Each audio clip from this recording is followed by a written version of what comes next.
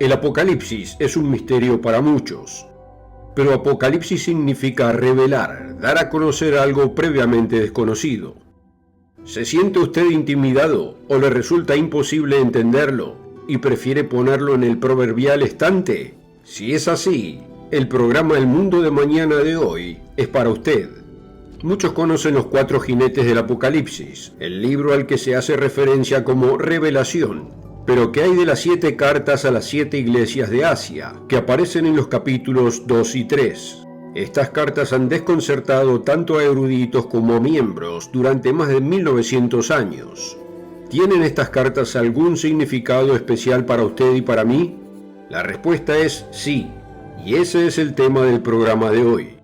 Acompáñenos, ya regreso, para explicarles las 7 cartas a las 7 iglesias del Apocalipsis.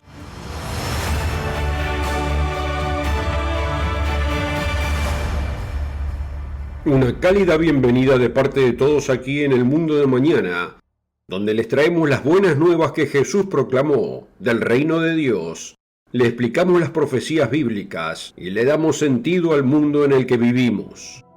En el programa de hoy, veremos el libro de Apocalipsis y descubriremos el significado de 7 mensajes dados a 7 iglesias. El primer versículo de este libro nos da respuestas a 5 preguntas vitales. ¿Quién puede abrir nuestra comprensión del libro? ¿Cuál es la fuente de su mensaje? ¿Quién es el objetivo? ¿Cuándo comienzan estas profecías? ¿Y quién debe llevar el mensaje a la audiencia destinada? Comencemos leyendo Apocalipsis 1, versículo 1, donde leemos las respuestas a nuestras 5 preguntas. La revelación de Jesucristo. Jesucristo es quien revela el mensaje que Dios le dio. Dios el Padre es el originador del mensaje, para mostrársela a sus siervos, por lo que el mensaje no es principalmente al mundo, sino a los siervos de Dios. Cosas que deben suceder pronto. Los eventos profetizados pronto comenzarían, y la declaró enviándola por medio de su ángel a su siervo Juan. El apóstol Juan debe llevar el mensaje a los siervos de Dios. Vemos en estos versículos iniciales que Jesucristo es quien revela el mensaje, que el mensaje viene de Dios Padre, que el mensaje está destinado a los siervos de Dios, y que a Juan se le da la responsabilidad de llevar el mensaje a esos siervos. Pero por muy rico que sea este versículo inicial, no revela el tema del libro. Para esto debemos ir al versículo 10, donde Juan escribe: Yo estaba en el Espíritu en el día del Señor, y oí detrás de mí una gran voz como de trompeta. ¿Cuál es el significado de estar en el Espíritu en el día del Señor? Casi todos los comentarios promueven erróneamente la idea de que en el Espíritu en el día del Señor significa que Juan estaba adorando el domingo. Pero hay un gran problema con esto. Reivindicar que la expresión Día del Señor signifique domingo es erróneo en múltiples frentes. Si se tratara de un día de la semana, que no lo es, no podría ser el domingo. Si la Biblia es la fuente para la adoración verdadera, vemos que ni una sola vez identifica el domingo como perteneciente al Señor. Al contrario, nos dice 3 veces que Jesús es el Señor del sábado. Notémoslo, Mateo 12, versículo 8, porque el Hijo del Hombre es Señor del sábado. Marcos 2, 28, así que el Hijo del Hombre es Señor aún del sábado. Lucas 6, versículo 5. El Hijo del Hombre es Señor del sábado. Así que según la Biblia, si el día del Señor es un día de la semana, no es el primer día de la semana, no es el domingo, sino el 7º día, el sábado. Aunque la declaración yo estaba en el Espíritu en el día del Señor no tiene nada que ver con un día de la semana. El libro muestra que Juan fue proyectado en visión al día del Señor, un tiempo al que se refiere más de 30 veces en las Escrituras, tanto en el Antiguo como en el Nuevo Testamento. Los primeros 6 capítulos de Apocalipsis preparan el escenario del tema. Juan ve una visión de Dios, el originador de Apocalipsis, en su trono. El capítulo 5 describe la revelación escrita en un rollo cerrado con 7 sellos. También se explica en este capítulo que el Cordero de Dios, Jesucristo, es el único capaz de abrir estos sellos. Luego leemos en el capítulo 6 cómo abre 6 de los 7 sellos.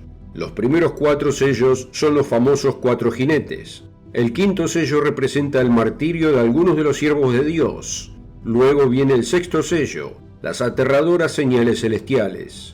Y las estrellas del cielo cayeron sobre la tierra como la higuera deja caer sus higos cuando es sacudida por un fuerte viento.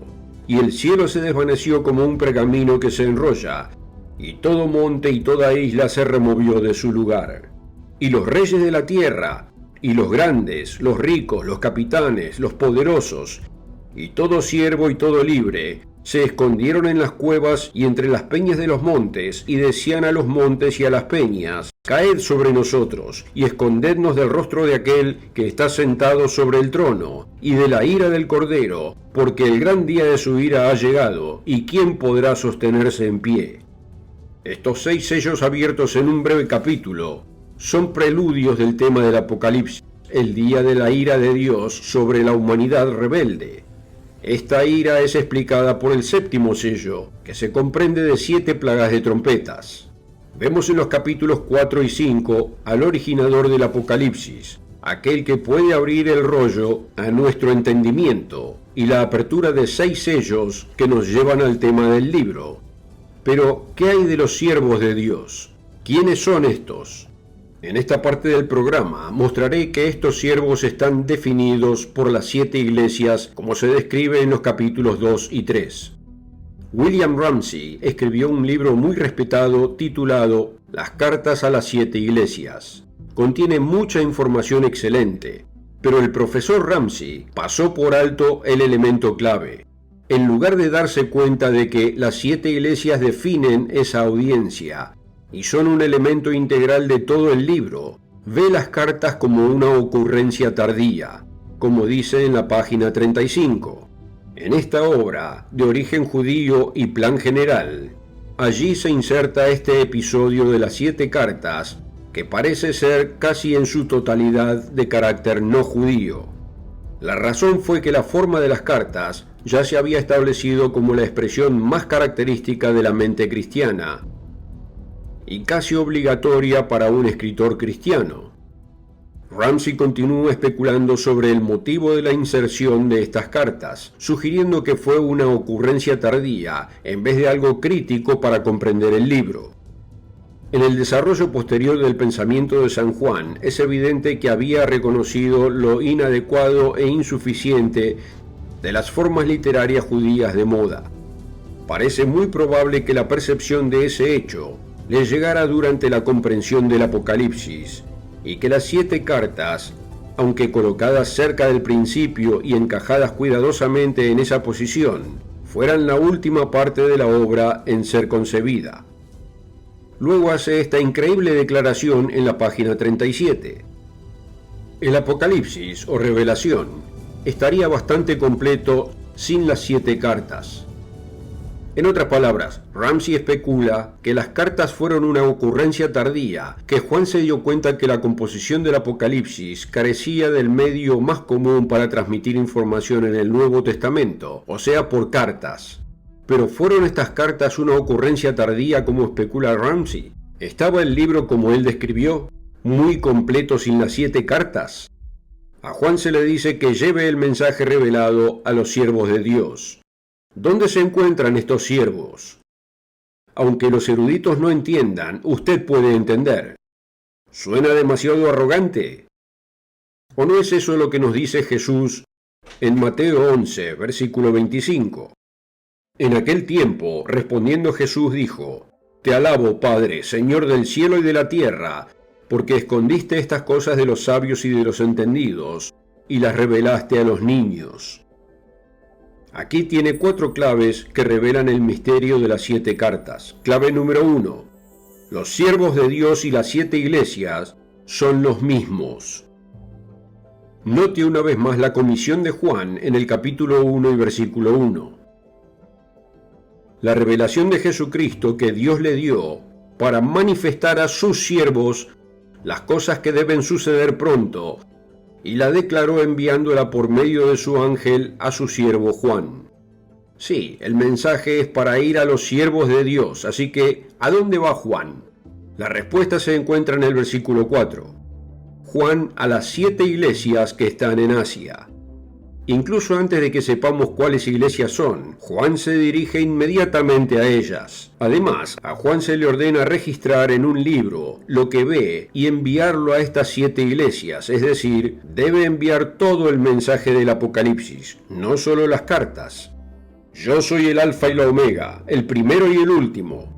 Escribe en un libro lo que ves y envíalo a las 7 iglesias que están en Asia: a Éfeso, Esmirna, Pérgamo, Tiatira, Sardis, Filadelfia y la Odisea. O sea, el mensaje debe ir a los siervos de Dios, y Juan debe llevarlo a las 7 iglesias en Asia. ¿No es obvio que los siervos de Dios y las 7 iglesias son los mismos? Esto se confirma en el último capítulo del Apocalipsis.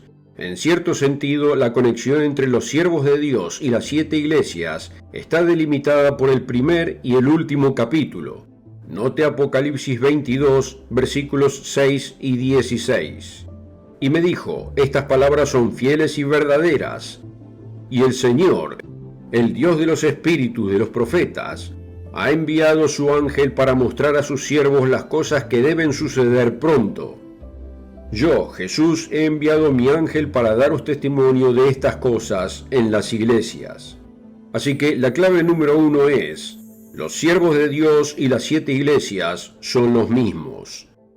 Siervos e iglesias se usan indistintamente, son sinónimos, pero tenga en cuenta que no se mencionan todas las congregaciones cristianas en Asia. En ninguna parte del libro presenta ninguna otra congregación que no sean 7 específicas. Evidentemente hay algo especial o significativo en ellas. Debemos preguntarnos, ¿por qué estas iglesias? ¿Por qué solo 7 si son siervos de Dios? ¿Significa eso que ninguna de las otras congregaciones del primer siglo eran siervos de Dios? ¿Qué tal hoy? ¿Estamos de alguna manera excluidos de ser siervos de Dios? Para nada. Clave número 2. Existe una relación especial entre estos 7 y Jesucristo. Llegamos ahora a una visión notable. Después del sonido de la trompeta y la lista de las 7 iglesias, leemos comenzando en el versículo 12. Y me volví, dice Juan, para ver la voz que hablaba conmigo, y vuelto, vi 7 candeleros de oro, y en medio de los 7 candeleros a uno semejante al Hijo del Hombre, vestido de una ropa que llegaba hasta los pies, y ceñido por el pecho con un cinto de oro. Tenía en su diestra 7 estrellas. De su boca salía una espada aguda de 2 filos, y su rostro era como el sol cuando resplandece en su fuerza. ¿Qué significa esta visión? Podemos estar agradecidos de no tener que especular. El versículo 20 lo explica. El misterio de las 7 estrellas que has visto en mi diestra, y de los 7 candeleros de oro. Las 7 estrellas son los ángeles o mensajeros de las 7 iglesias, y los 7 candeleros que has visto son las 7 iglesias. Como hemos visto, las iglesias y los siervos de Dios son sinónimos, y se ve a Cristo caminando entre ellos. ¿Misterioso? Sí. ¿Imposible de comprender? No. Anteriormente en este programa vimos 2 claves vitales para entender estas profecías. Clave número 1. Los siervos de Dios y las 7 iglesias son los mismos. Y es evidente por la visión del Cristo glorificado, caminando en medio de 7 candeleros que representan las iglesias, que... Clave número 2. Existe una relación especial entre estos 7 y Jesucristo. Hay una tercera clave que ya debería ser obvia. Algo que William Ramsey, quien especuló que las cartas a estas iglesias fueron una ocurrencia tardía, claramente pasó por alto. Clave número 3. Todo el libro del Apocalipsis está dirigido a las 7 iglesias. A Juan se le ordena llevar el mensaje del libro a los siervos de Dios. Como hemos visto, los siervos y las iglesias son lo mismo. Por lo tanto, se deduce que todo el libro del Apocalipsis es para las 7 iglesias. Esto se confirma, como vimos anteriormente, en el último capítulo de Apocalipsis, en los versículos 6 y 16. Y me dijo, estas palabras son fieles y verdaderas, y el Señor, el Dios de los espíritus de los profetas, ha enviado su ángel para mostrar a sus siervos las cosas que deben suceder pronto. Yo, Jesús, he enviado mi ángel para daros testimonio de estas cosas en las iglesias. Hay una cuarta clave importante, pero antes veamos dos lecciones fáciles de entender, que generalmente se entienden en estas cartas. La primera es que se trata de congregaciones de iglesias verdaderas, y los mensajeros a cada una de ellas describieron las condiciones que existían en ese momento. Así que cuando a Éfeso se le dice que ha perdido su primer amor, eso ocurrió en esa congregación del primer siglo ubicada en Éfeso. La segunda conclusión se entiende de este estribillo que se le da a cada uno de ellos. El que tiene oído, oiga lo que el Espíritu dice a las iglesias. La amonestación no es solo para esa iglesia, sino para las iglesias en plural. Una condición que existe en una congregación también podría afectar a cualquiera de las otras. La diferencia es que la condición mencionada dominaba en esa iglesia. En el ejemplo de la iglesia de la Odisea, prevaleció un espíritu tibio, pero la advertencia de oír lo que el Espíritu dice a las iglesias indica que esta misma actitud tibia se podría encontrar entre algunos en las otras congregaciones. Así es principalmente como los ministros a lo largo de los siglos han entendido estas cartas. Recuerdo a un capellán dando una serie de sermones de 7 partes sobre este tema. Pero la cuarta clave es algo que generalmente no se ha entendido, y es quizás la clave más importante de todas. Volvamos a la última parte del versículo 1 y a todo el versículo 2, donde a Juan se le dan 3 fuentes de información que debería registrar. Y la declaró Dios, enviándola por medio de su ángel a su siervo Juan. Número 1, que ha dado testimonio de la palabra de Dios. Número 2, y del testimonio de Jesucristo. Y número 3, y de todas las cosas que ha visto. Ya hemos visto que a Juan se le ordenó hacer el número 3, escribir en un libro lo que vio y enviarlo a las 7 iglesias. Pero también debía registrar la palabra de Dios, o sea, las referencias a las escrituras del Antiguo Testamento, y el testimonio de Jesucristo. El testimonio de Jesucristo es, por supuesto, lo que Jesús testificó, pero lo que dijo en el Apocalipsis es de naturaleza profética. Veamos en el capítulo 19, versículo 10. Adora a Dios, porque el testimonio de Jesús es el espíritu de la profecía. Si tiene una Biblia con letras rojas, las letras rojas son lo que los traductores creen que fueron las palabras de Jesús. ¿Y dónde encontramos la inmensa mayoría de las palabras de Cristo en el Apocalipsis? Si piensa que en las cartas a las 7 iglesias estaría en lo correcto. En otras palabras, estas cartas tienen un significado profético. Y es evidente al estudiar el libro que el tema comenzó en los días de Juan, pero que termina en nuestro futuro. O sea, además de registrar condiciones reales en congregaciones del primer siglo y advertencias de actitudes que pueden aplicar a cualquiera. Clave número 4. Las cartas a las 7 iglesias son proféticas. Nuestro recurso, la iglesia que no pudieron destruir, describe 7 etapas a través de las cuales la verdadera iglesia de Dios progresaría desde el primer siglo hasta el regreso de Cristo, como explica el autor de este recurso, el fallecido John Owen.